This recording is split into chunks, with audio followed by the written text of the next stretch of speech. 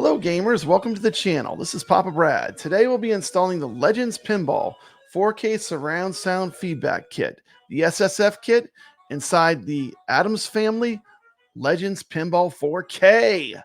Let's get it started.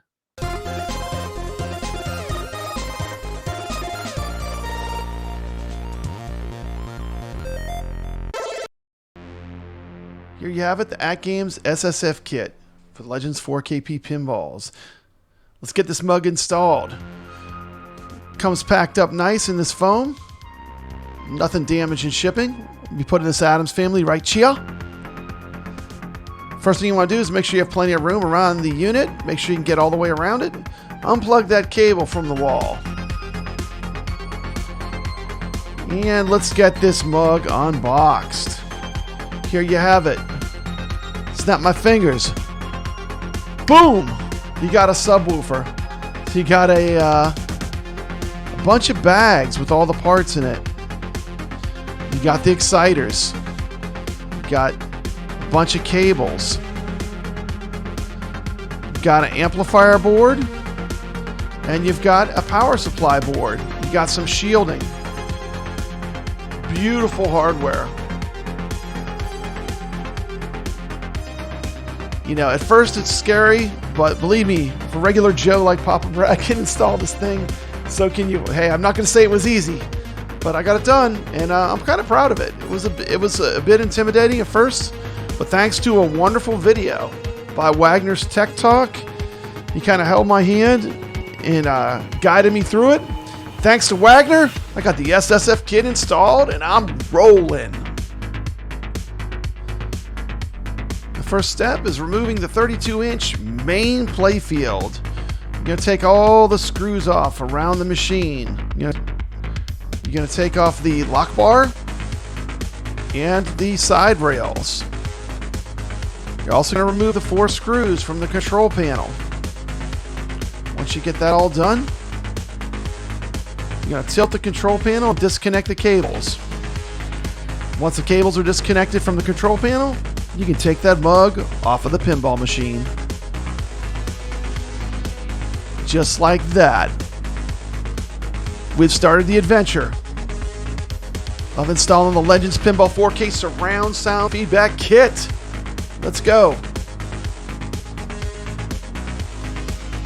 I won't be putting that back on. I have the control deck I'm going to put on.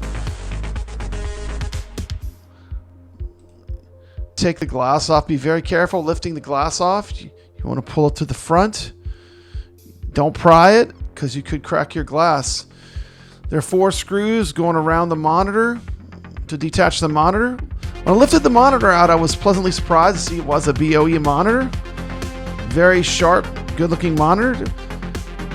32-inch main playfield weight is 10 pounds. Just take your time. Most important thing with this is this took me like a full day. I compressed this. I kind of time-lapsed it so long. But I was watching Wagner's video the whole time. Got the 4 screws out that hold in the monitor. Gently take the monitor out. There's a cable that goes up at the top of the monitor. And there's a power cable at the bottom of the monitor. Both of those cables off. They just plug in. Everything's basically plugged. The only thing you need for this whole thing is a screwdriver. Put the latch at the bottom of the connector upward. Then you can gently remove the display cable and remove the display from the machine. The monitor basically has 3 connections you have to deal with.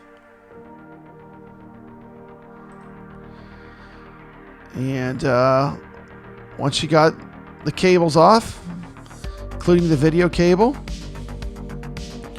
just lift off the screen.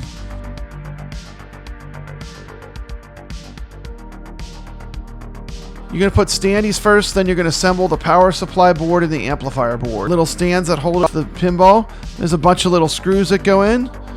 I would recommend just following Wagner's video.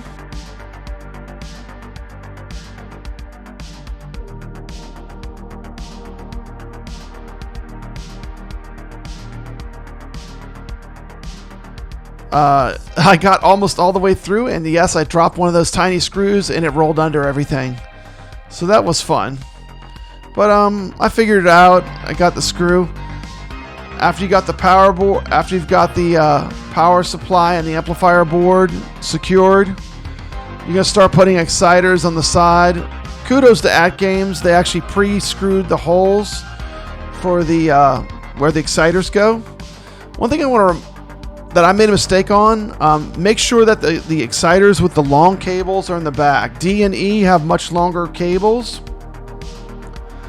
I got everything connected, then realized I didn't have them in the right spots. So just make sure the ones with the long wires are in the front of the pinball machine, because those wires are long enough.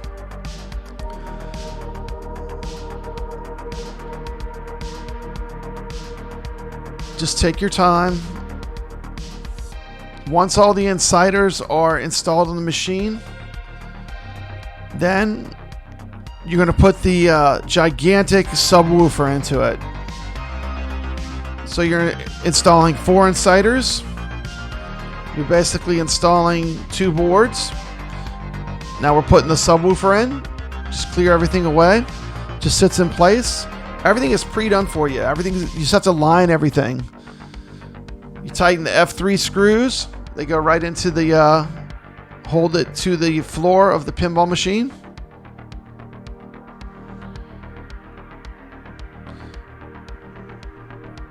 I used like a little, kind of like a little cup that would hold my screws to make sure I didn't lose them, and also allowed them to kind of keep them close to me.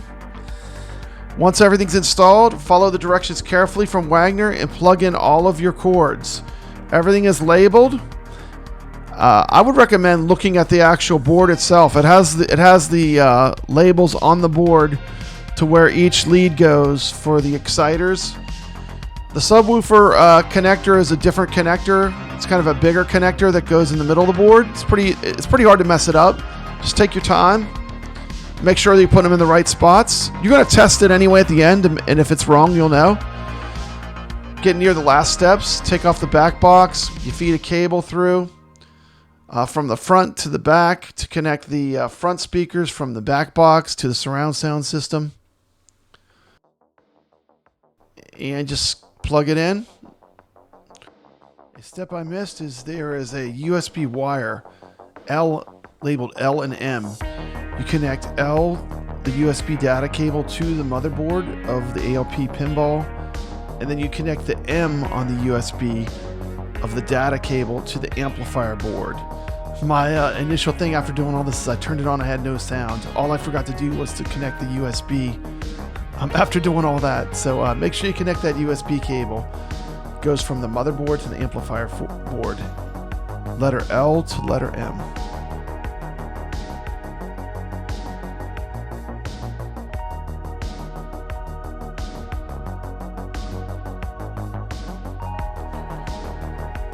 With the USB connected, shut everything off, powered up again, and this was my power on test. All right, I got sound. Much better, much better. I like this little intro it does when you power up the machine. This is my voice. You're gonna want to do a health check. Front speaker. This will enable you to test, make sure all the speakers are working. You can feel the speakers vibrate. You can see my hand move from spot to spot. And what I'm feeling for is vibrations coming from the cabinet. Those vibrations all play a huge effect when you start playing the pinball machines with the SSF enabled. Get the effect of the ball rolling around. This is my voice on the right side speaker. The pinball machine just sounds way better with the SSF kit installed. This is my voice on the right rear speaker. This is my voice on the right hand side. Successful test. Once again, just put your hand on the machine on the spots and you'll feel it vibrate right there. You'll know if you have it right or not. If not, just you might need to move a cable. Time to install the Legends Pinball Arcade control panel. Of course, this is a joystick. It makes navigating the menus easier, in my opinion. But of course, down the road, hopefully we can use all these arcade controls to play arcade games on this 4K screen. But I got really used to having it on my original ALP, so I knew it was something I wanted to have on the 4KP model. So I went ahead and proactively ordered it. I'm going to throw this mug in too while I'm at it. It's a very, very easy install. Basically, you connect a USB cable and a wire, and that's it. That's it. Just two things you connect. A plug, it's a wired plug, and a USB cable. Could not be easier.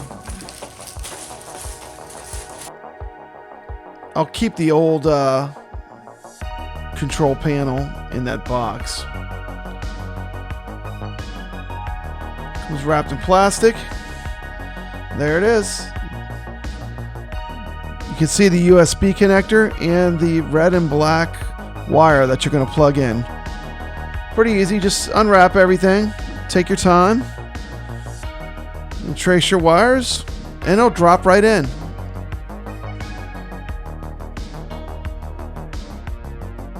Time to say goodbye to this NES style control pad.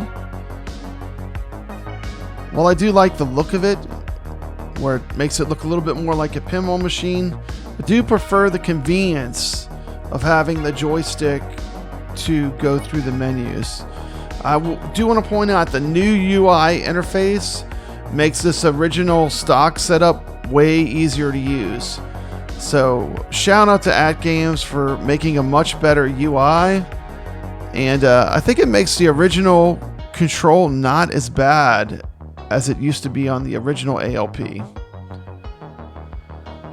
Just connect the USB cable, the black and red wire with the plug. Pretty hard. You really can't connect it wrong. Want to give a huge thank you to AtGames, who got me the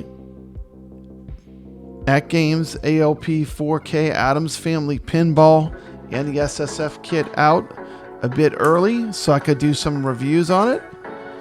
Did pay for both, but having time to make reviews is huge if you're on YouTube, so thank you, AtGames. I appreciate it.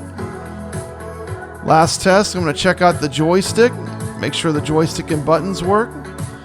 And then I'm going to go through the task of making sure everything is super clean. Clean off the glass. I'm going to make sure I have nothing under there. No specks of dust, no lint. And then I'm going to reassemble the machine.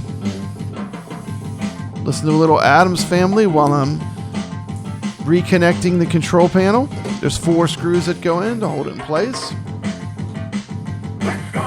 And voila. Side rails are back on. Finish the last couple screws, and then we'll check out a little bit of gameplay.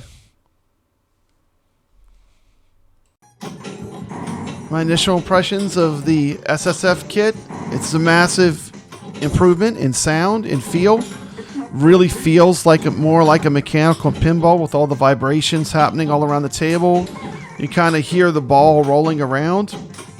Of course, this can't be captured on YouTube. It's definitely something you're going to notice. I was not having any problems with the accelerometer getting triggered by the SSF kit, which was an initial fear that I had. Did not seem to be happening, but I need more time with it to really give my final review. But my initial impression is it's really great. I mean, it even steps it up a little higher. And once you play the AtGames ALP 4K with the SSF kit, it makes it more premium. So, if cost isn't an issue, I would say get the SSF kit. Hope this video helps you out. This has been Papa Brad with a quick install video of the SSF kit for the ALP 4K. Thank you. If you like this video, smash that thumbs up button. Consider subscribing to the channel. And as always, stay legit.